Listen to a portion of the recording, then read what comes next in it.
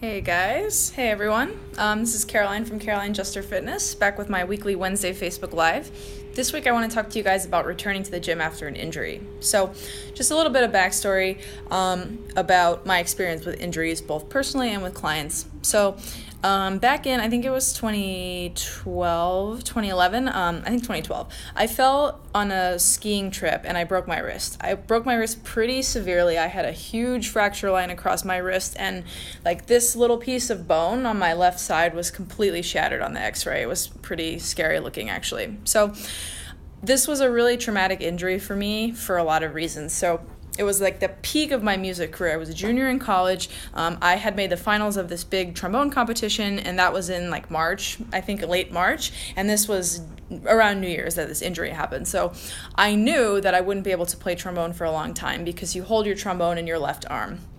And I was also definitely getting the ball rolling with my fitness stuff. I'd been lifting a lot, I'd been powerlifting, and part of me was terrified that I would never be able to lift again, that I'd have some sort of severe restriction with my wrist that would prohibit me from doing the things that I love to do. So I was really freaked out. I ended up having to go to surgery where they put a 3-inch titanium plate in my wrist to secure everything. I was really lucky that I had a great surgeon and I had access to physical therapy, but it did take me some time to get back to normal. I definitely wasn't in the gym. I definitely wasn't very active, and I was not playing trombone. So I can relate to what a lot of people have gone through where they've had some sort of injury, whether it was a cumulative injury over time or like an acute injury, something that happened in one instant, like what happened to me. You're not able to do the things that you like to do. And I see this a lot in the gym. I have worked with, over the years, dozens and dozens of clients that have had numerous injuries, torn shoulders, other torn muscles, broken bones, people that have had surgery for other medical issues that affected their ability to move in the gym, issues with knees, with feet, with ankles, like pretty much every movement-related injury, I've had someone that I've worked with. So I think I have a decent amount of experience helping people work through these injuries and get back to the gym.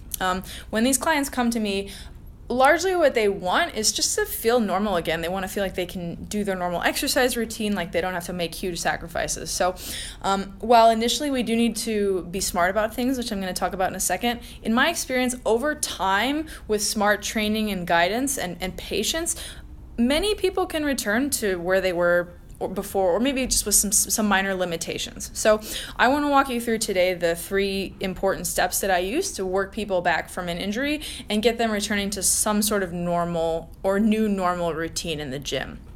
So the first and really most important step is that you have to make sure that you're fully cleared for exercise from your physician, your surgeon, your physical therapist, whatever medical professionals that you're working with.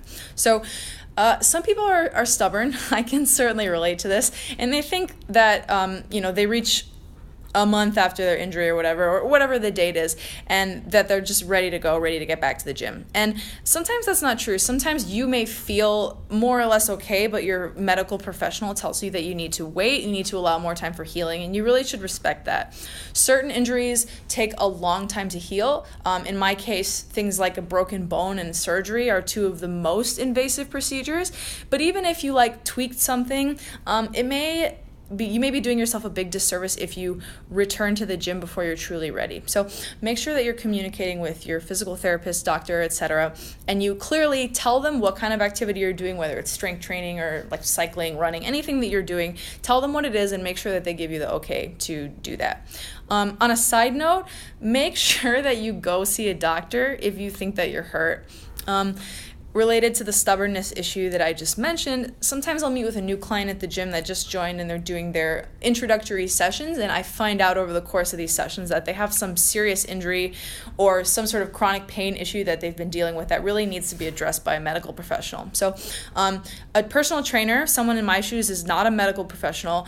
I cannot diagnose medical issues. I can't treat medical issues. So if you think that something's wrong, don't just go look for a trainer. Go to a physical therapist. Go get some sort of evaluation done and make sure that there's not something more wrong, okay? Because if you push yourself past your body's limits, you could be doing a lot more harm in the long term. So go to a doctor, and if you have gone to a doctor, you're dealing with an injury, recovering from an injury or surgery or something like that, just make sure they give you the all clear before you jump back into the gym. Second step is that you probably will need to modify your training routine, and you need to train a little bit smarter. So this is especially true if your injury is the result of some sort of physical activity that you were doing. Like if you hurt your shoulder at the gym, you certainly need to change your gym routine when you come back to the gym. The good news is that in my personal experience working with clients, there's almost always some sort of workaround that you can do to avoid pain and to still build strength, to still be moving. So the clients with the most severe injuries may need to remove an entire category of movement for a while. I had one girl with really bad tendonitis in her shoulder, and we couldn't do any pressing at all for a long time.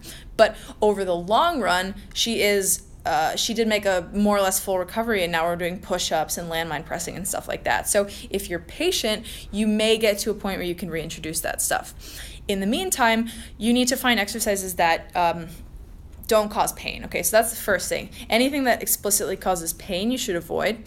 I probably would recommend, if you're coming from some sort of joint injury, to avoid any sort of barbell lifting for a while. Barbells lock you into one position. They're awesome because you can lift a lot of weight, but they just may not be a good fit for you right now. So take it easy on the barbells, which I know may be a hard pill for some people to swallow. Focus on things like body weight exercises, dumbbells, kettlebells, bands, anything where you have a little bit more freedom to move. One example of a workaround that I use a lot is a landmine press. So in my experience, a lot of people are not cut out to overhead press safely. They don't have the core stability, they don't have the shoulder and upper back mobility. So I see people forcing themselves into a really shitty looking overhead press. And sometimes this leads to an injury, a shoulder impingement or a torn rotator cuff or something like that. When you're coming back from that, you're not going to be overhead pressing if you're working with me. So what I do instead is I work with a landmine where you're pressing at an angle. You're still able to train pressing, you're able to work on good shoulder mechanics, but you're not in that dangerous direct overhead position. So that's just one example. If you have knee issues, you might be able to use a box squat instead of a standard squat to take some of the stress off your knee. I have a bunch of blog posts about this stuff, so if you have any questions or you're curious about your particular situation, just shoot me a message and I'd be happy to help you find some workarounds. So train smarter, avoid pain, find workarounds where you can challenge yourself and you can move well, but you're not putting yourself in further danger. And then the third thing is that after you've gotten the all clear to train, after you're following some sort of smart routine or working with a coach, don't be afraid to challenge yourself. You will never fully recover from your injury if you're always babying your body. So I'm sure you guys have seen the people at the gym where they come in and they have their band and they're doing like 30 minutes of rotator cuff band exercises, and then they're foam rolling for 20 minutes, and that's their whole workout. So if that's all you can handle, you're probably not ready for the gym to begin with. You should probably go back to therapy. But after you've been cleared from therapy, you need to find ways to challenge yourself. The body is really great at adapting to stress. So if you don't ever challenge your body, you're never going to get any better. You're never going to regain your strength. You're never going to regain what portion of your movement you can. So don't waste your time at the gym babying yourself. Find things that are safe and that you can push yourself in a controlled way. If you're not sure about this, or you're someone who has a history of bulldozing past your body's limits, and maybe that's why you got injured in the first place, I definitely recommend working with a trainer in person, someone with experience doing post-rehab work or working with injuries. That person will have a more trained eye, and they can look at what you're doing and say, okay, I know you could give me 10% more here. I think you could handle more weight, versus, oh no, like that form was pretty dangerous. You probably should back off the weight. That's probably a little too much. Maybe that exercise isn't a good choice. So be smart, but don't be afraid to push yourself. If you never push yourself, you're never going to get back to where you were. Now you might, depending on the severity of your injury and your age, you might never get back to where you were, which is okay, but you can get close, and perhaps you can go in a slightly different direction where you're challenging yourself and getting stronger, but making smarter choices with your exercise selection and things like that. So just to summarize, injuries are not a death sentence for your fitness level. I've been through a pretty traumatic injury. I've worked with clients that have been through injuries worse than mine, injuries less than mine, people that were in pain or dealing with things for many years that have recovered to a place that's a lot more comfortable for them. The way that you get there is by, first of all, seeking medical attention, seeking a second opinion if you're not happy with the attention that you have gotten, and then making sure that you're cleared to exercise, not jumping the gun before you're ready. And then following a SMART training program that works around any limitations that you have, that avoids pain, and that doesn't put you in a dangerous situation, but that, step number 3, allows you to challenge yourself and allows you to grow further. So if you have any questions about this, I'd love to hear from you. You can comment, you can shoot me a message. I know everyone's case seems really individual, but there's a lot of overlap, and I think I could probably at least point you in the right direction if you have specific questions. Awesome, guys. Have a good week.